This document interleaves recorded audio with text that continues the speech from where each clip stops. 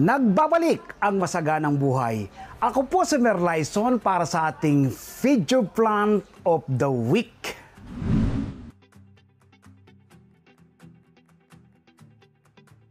Ngayon po ay i-share ko sa inyo ang simple at madaling pagtatanim ng strawberry sa mga bote ng mineral water. Ang strawberry po, sa pag-propagate nito ay pwede yung kanyang seeds at pwede rin naman po yung kanyang runners. So ito po yung kanyang runners. Ito po yung pinaka-safe at madaling pagtatanim, pag-propagate ng strawberry. Harvest din po tayo ng bunga ng aking mga tanim na strawberry. Tayo ay gagawa ng masarap at masustansyang strawberry Graham float in a cup. Alam magsasaka reporter. Samahan niyo po ako.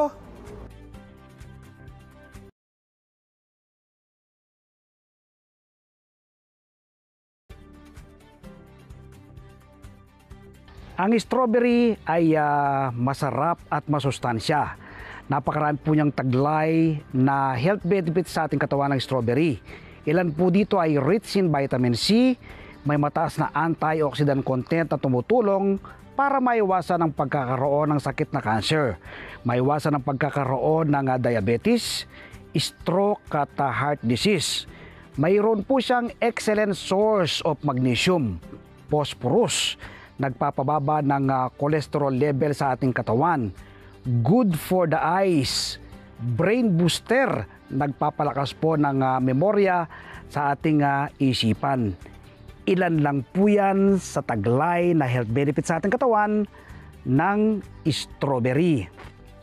Ngayon po i-share ko sa inyo ang pagtatanim, pag-propagate ng strawberry. Mula po sa mismong kanyang tangkay, ano? Ito po yung kanyang mga usbong, ano? Usbong mismo ng mga tanim nating strawberry. So ayan, makikita niyo po yan. So ayan, bali dalawa, pwede niyo pong i-transplant na yung dalawang usbong na yan. Ayan. So ayan, ay babahay ko po sa inyo ang pagtatanim ng strawberry. Dito po na tayo propagate, ano? Ng ating strawberry mula po dito sa kanyang usbong. Ito po ang kanyang usbong, ano? Kung meron po kayong strawberry ganyan at umusbong ng ganito, ilapit nyo lang po sa kanya yung isang ganitong bote, ano? Tapos ay iikot nyo lang po ito. Ayan. Lang po ng ganyan. Ayan. Tapos yung kanyang usbong ay ilagay nyo lang po ganyan. Ito po, makikita po ninyo. Ayan. Ididikit nyo lang po ganyan. Ayan. Na? Ayan. Tapos yung isa pa. Ito. Ito, yan. Nakikita nyo po yan. Yan, no? Dikit nyo lang pong ganyan. Tapos, ibaon nyo lang po ng bahagya sa lupa. Yan. Mga ilang araw lang po yan. Magkakaroon po yan ng sariling ugat. Ano? Tapos, kapag nagkaroon na ng sariling ugat yan, pwede na po yung tanggalin. No? Dikit po natin ng konti doon para magkadikit sila. Dito sa bandang gitna. Ayan, nandang gitna natin siya. Lalagay. Ayan. So, ayan, bali, antay lang po tayo ng mga 2 hanggang 3 linggo, no? Pwede na po yung i-separate. Ayan. Ito yung propagate na strawberry. Mula po sa mismong tanim na nating strawberry. So ito ang ating mga tanim na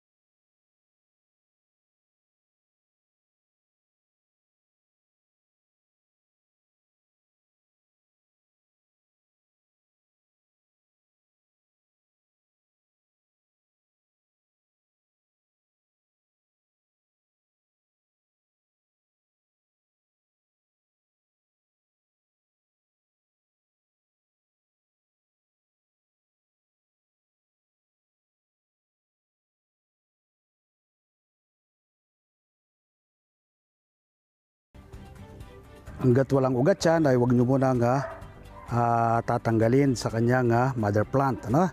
Kapag may ugat na po yan, gugupitin na po yung mga tangkay na yan. Hintayin natin magkaugat. Makikita naman po natin, may lalabas na mga ugat na maliliit po dyan. Ayan. Ating strawberry. Akala po ng iba, sa Baguio lang napapatubo yung strawberry. Kahit dito po kayo sa urban area, sa Metro Manila, ay pwede po kayong magparami ng strawberry. After 3 days, so yan na po, no? Nagkakaroon na po ng ugat yung ating pinopropagate na strawberry na mula din po sa mismong usbong itong ating mga tanim na strawberry. After 1 week, so yun na po, no? Yung ating runner, no? Tubo na po at may mga ugat na siyang bago, no?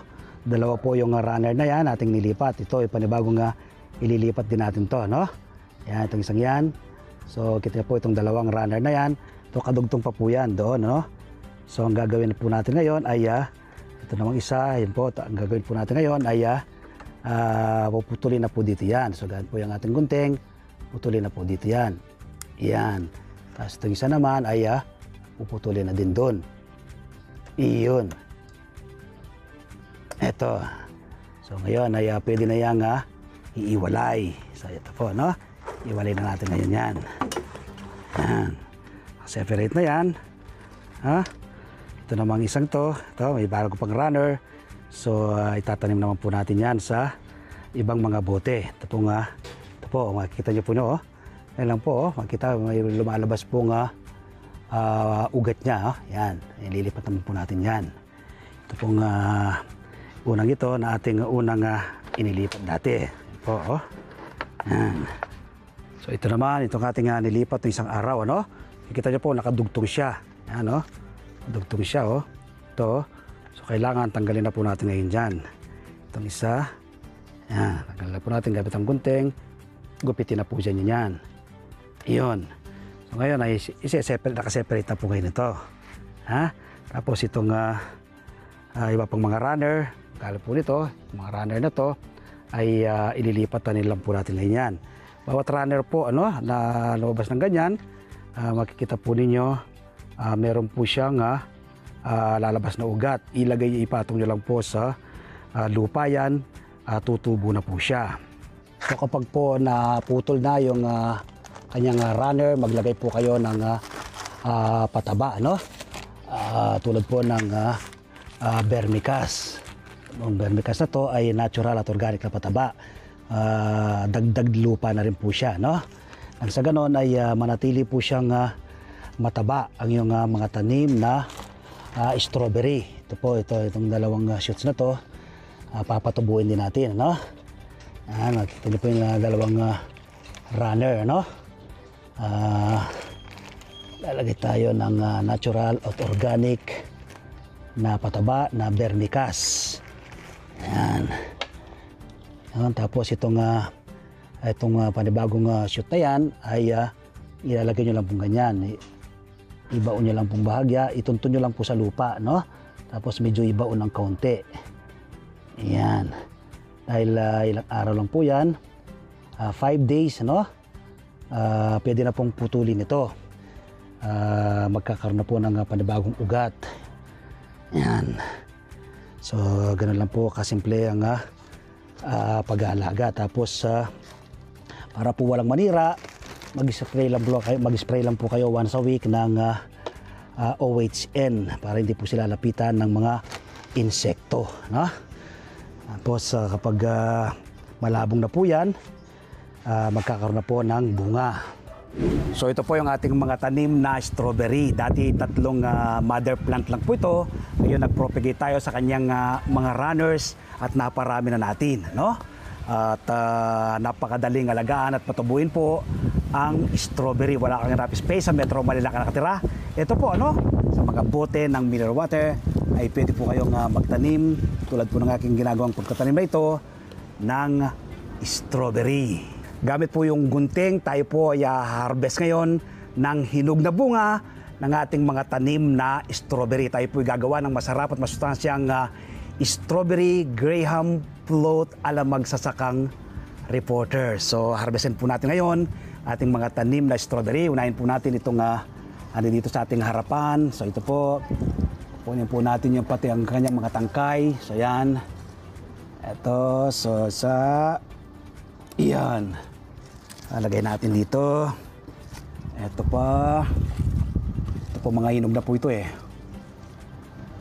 Ayan, mga hinog na yan. Ito. Ayan. Ito pa.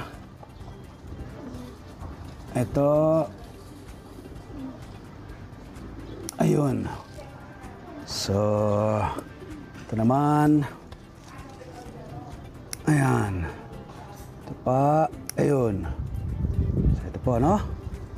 Ito pa. Lahat po ng mga hinog ay harvestan na natin. Ayan. Ito naman natin harvestan. Ito hinog na po ito. Ayan. Ito naman. Ayan. Ito po, ganda. Ito pa. Ayun. Tapos ito. Alright. Isa pa. Ayun. So, ang ating strawberry. So, ito po yung ating na-harvest na inog na bunga ng ating mga tanim na strawberry. May tinira pa po ako dyan. Medyo manibalang pa lang. Ano? Harvest ko po yan sa mga susunod na araw. Samahan niyo po ako na gagawa ng masarap at masustansyang strawberry Graham float in a cup ala magsasakang reporter.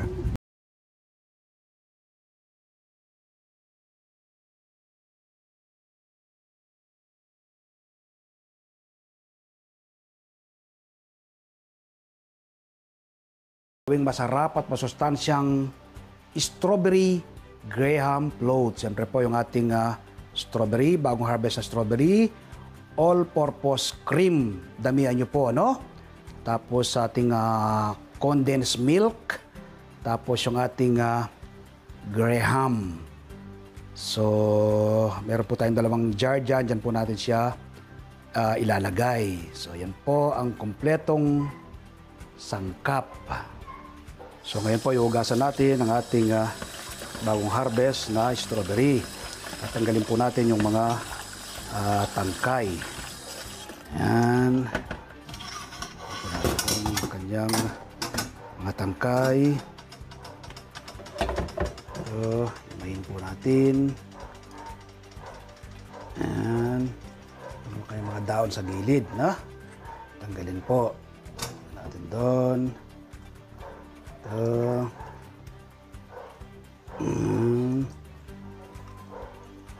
Tangkay pa. Lagay.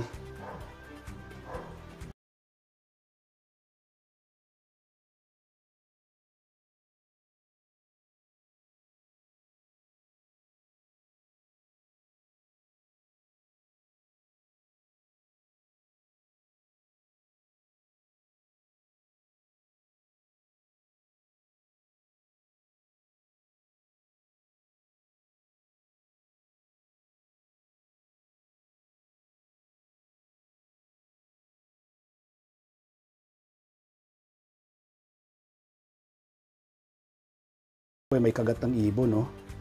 Ayan. Yun. Dito naman natin ngayon hugasan.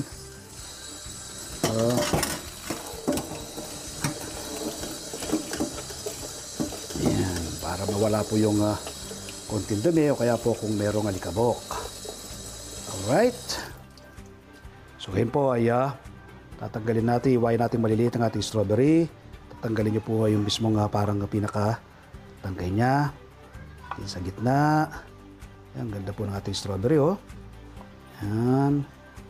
Nasa inyo po kung anong korte po ninyong paghihiwa. Basta iwa-iwalay po siya ng ganito, ng medyo maliliit. Yan. Malutong po yung ating strawberry dahil kaka-harvest lang niya. Yan. Tanggalin po natin yung pinakatangkay. Ito parang maniba lang pa lang po siya. Hindi pa siya masyadong hinog, no? Yan. Malutong siya, oh. Maniba lang pa lang to. Hindi pa siya hinog na hinog. Makikita nyo po yung strawberry kapag hinog na po yan. Kagaya po ito, yan, hinog na hinog.